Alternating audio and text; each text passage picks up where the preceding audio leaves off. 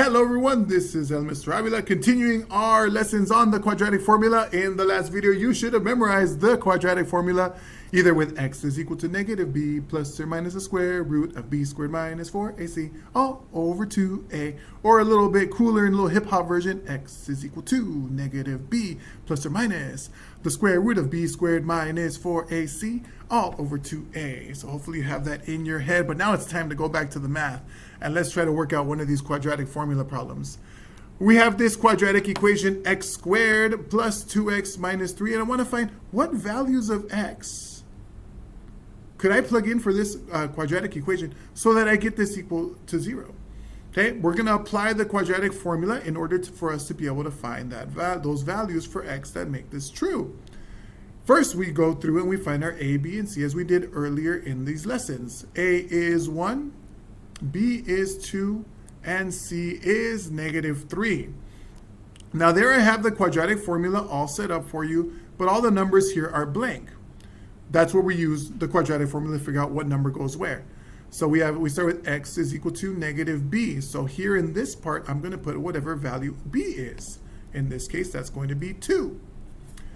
Plus or minus the square root of b squared. So right here, I'm going to put again the value of b, which is 2 again. Minus 4ac. We're going to put the a here and the c here. A is going to be the 1, and c is going to be the negative 3. Finally, all over 2a. Notice there at the bottom here, I'm going to have that a. And so this is the first step. You should check to see if you're able to plug in the values for a, b, and c correctly into quadratic formula, even before going forward. So if you find the rest difficult, let's make sure you could do this. Now what I like to do is I like to take out the b squared minus 4ac part, and I'm going to do this work on the side. So the part that's under the square root, I'm going to do this work on the side. So I'm going to bring that 2 squared minus 4 times 1 times negative 3 over here on the side. Do this work separately and then come back to the quadratic formula. Okay, so I just moved that. I just took this part from here and I brought it over there. This b squared minus 4ac part has a special name, by the way. It's called the discriminant. Okay, we're going to do our exponent. 4 squared is going to be, 2 squared is going to be 4. Negative 4 times 1 is negative 4 times negative 3 is going to be positive 12. So 4 times 1 times 3 is 12. A negative times a negative gives us a positive. 4 plus 12 is 16. So we did all that work so that we can get the part of the square root to be 16. Much simpler looking now. So again, all I did, this negative 2, I brought it down. This 2, I brought it down. That plus or minus symbol, we brought it down. We're going to talk about that in just a second. And this whole thing under the square root just became 16. Now the plus or minus symbol is actually indicating to us that there are going to be two solutions, or potentially two solutions.